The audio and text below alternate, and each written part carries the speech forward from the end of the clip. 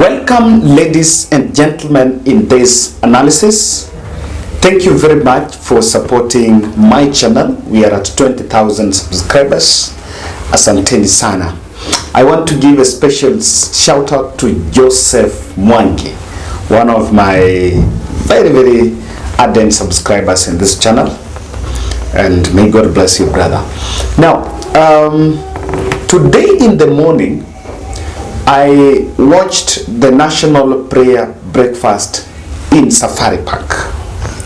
This is the 19th National Prayer Breakfast. It is a national tradition that brings leadership of the parliament, the judiciary and the executive together in a prayer session and just brainstorming on the national discourse. It is mostly organized, or rather it is normally organized, perhaps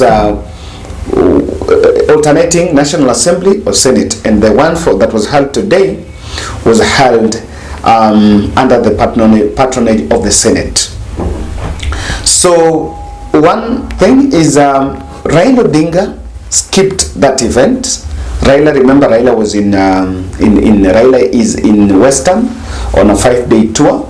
And maybe understand he did not fly back to Nairobi, but intentionally he decided to give limelight to Martha Karua, who attended the event a little bit late. I may understand perhaps Raila was to attend, but because of maybe some urgent issues, he decided to send Martha Karua, because Martha Karua came in a little bit late after the event had started. Then William Ruto invited Martha Karua to speak in that event.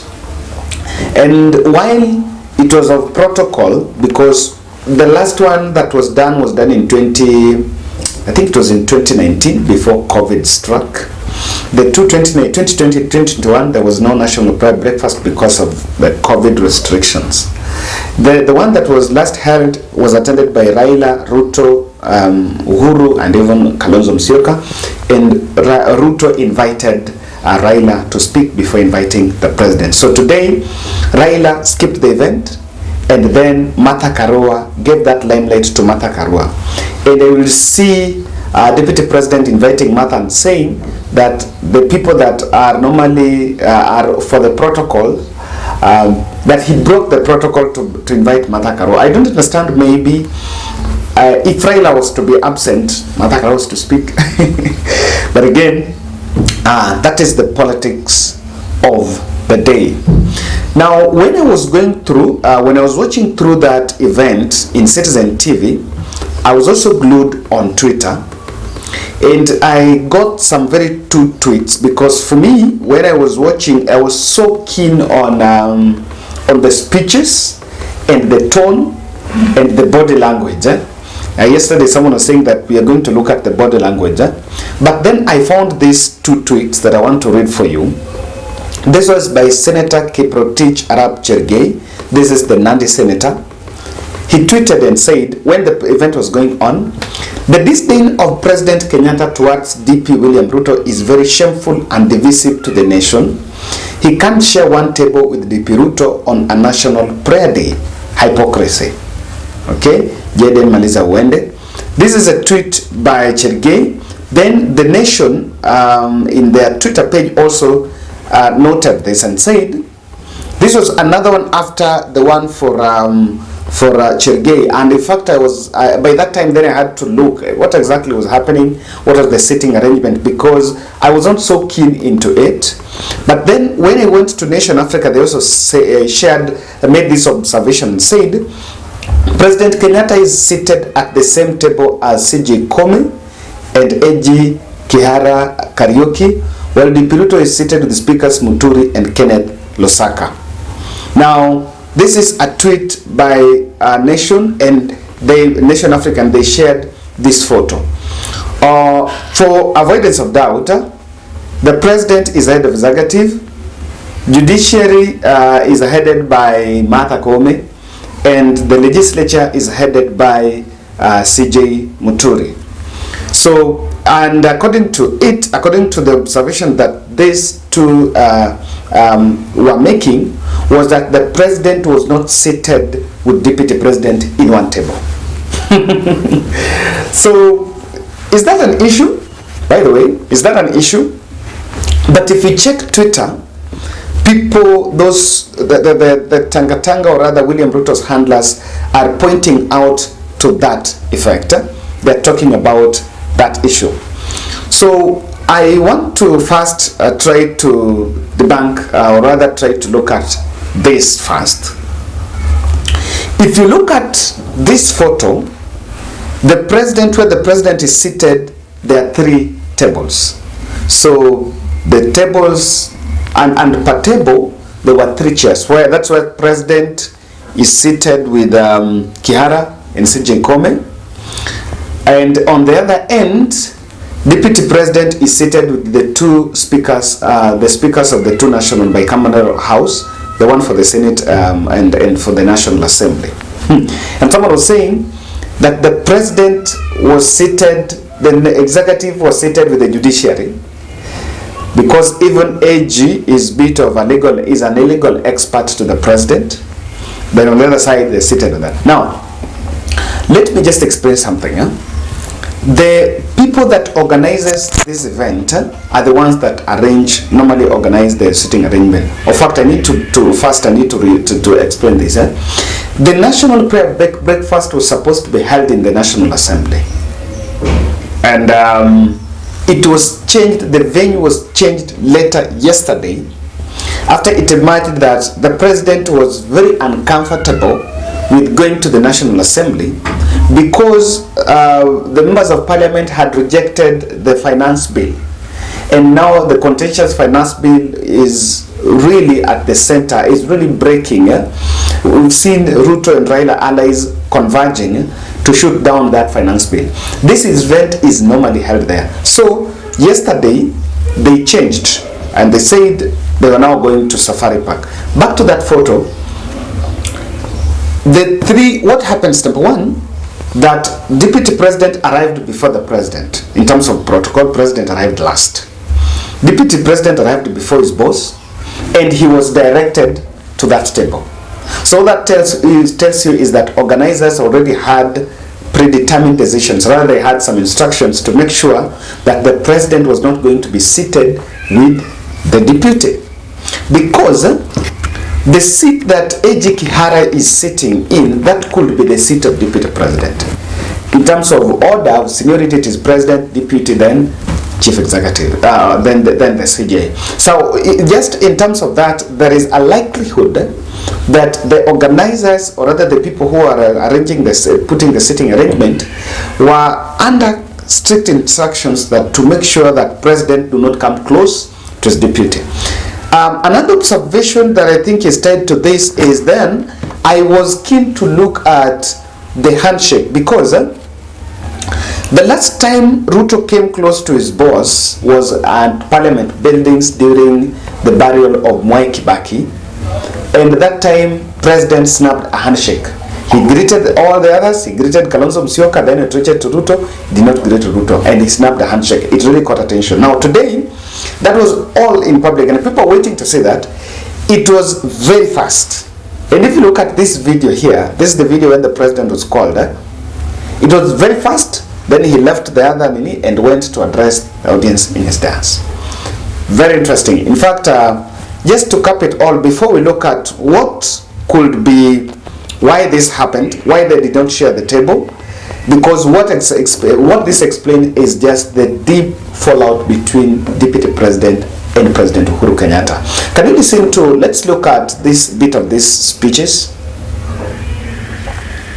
So ladies and gentlemen, before we look at why Deputy President refused to share the table with Uhuru, or rather where Uhuru did not share the table with Deputy President, if you're watching this video and you have not yet subscribed, I want to humbly request you to subscribe, click the notification bell, and also like our video. When you like our video, this helps to improve the channel.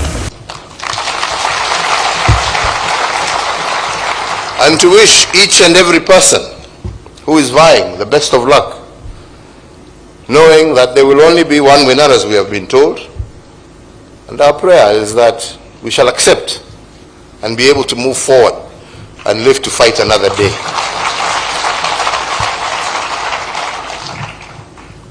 Likewise, let me say that with the grace of God, I do hope the prayers of Mheshimiwa William Ruto come true. I'm really looking forward for a lot of peace and enjoyment in the years to come. So with God's grace, tutakuwa tunaonana huko mbele. Asanteni sana. We remember our national values and principles and how we pray that moving forward, and especially after these prayers, that our actions match our words. How we pray, especially for us leaders, even as we compete with ideas, not insults. That whoever will be elected in this election, it will be the will of God, and we will respect the will of God as expressed by the will of the people of Kenya. That is my commitment on behalf of myself and my team, and I am sure, as my sister Mother has said, they too believe in that. Are you staying within Nairobi and its environs, where you experience frequent blackouts? A solution for you is a power backup system, where you can be in a position to help yourself power your blackout. Reach out to Installate Company by Gidiomi. Their number is 0722 818-883.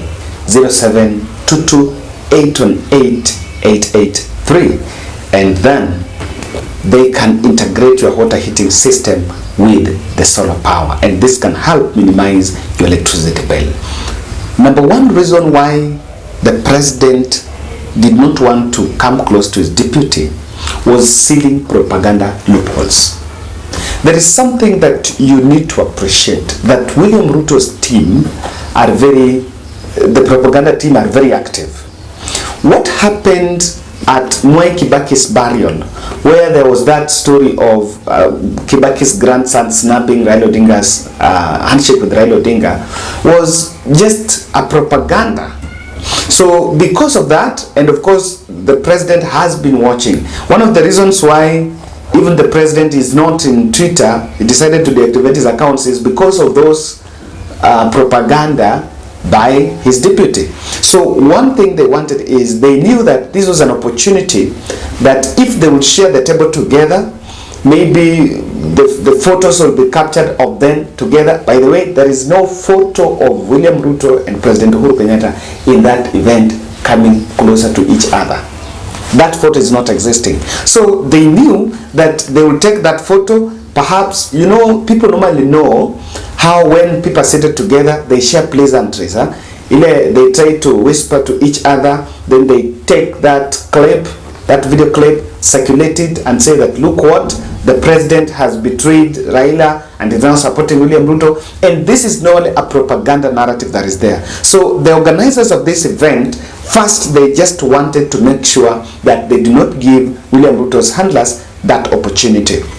Number three, I think Uhuru is still angry with deputy president's attack on government, especially one is this one of the prices of fuel and commodities. And when he was speaking in that event, he mentioned that I am being blamed that the country is affected, the economy is affected by the foreign the foreign issues that are happening out of the country, the frictions that are happening in the other countries, international countries, that then affecting the Kenyan industry. So this is something that I think is still holding grudge to, because he normally feels that the perception is deputy president is getting salary, is getting entitlements, packages from government, but at the same time is attacking the government. But then number three, and look at this, and this one for me is one that I think President Dumani keen on, the insults that Ruto camp insults President Uhuru Kenyatta.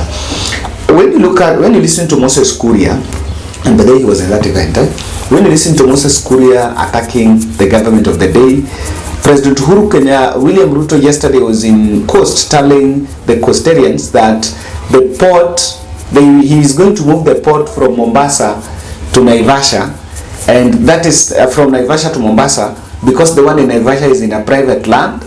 And he was saying that Raila Odinga cannot do that because he's in captive with the people that are benefiting from from that port. So the team insults the ones that maybe they went and even abused the mother somewhere. So these are issues that still remain underground, and President sees Deputy President as someone who is very hypocritical.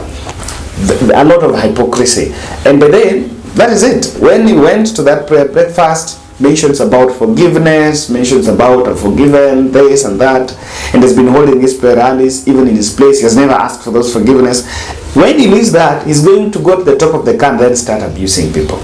And I think that's why the president is most likely doesn't want to associate with him at this critical time. Ladies and gentlemen, if you followed that national prayer breakfast, you can also give us your feedback.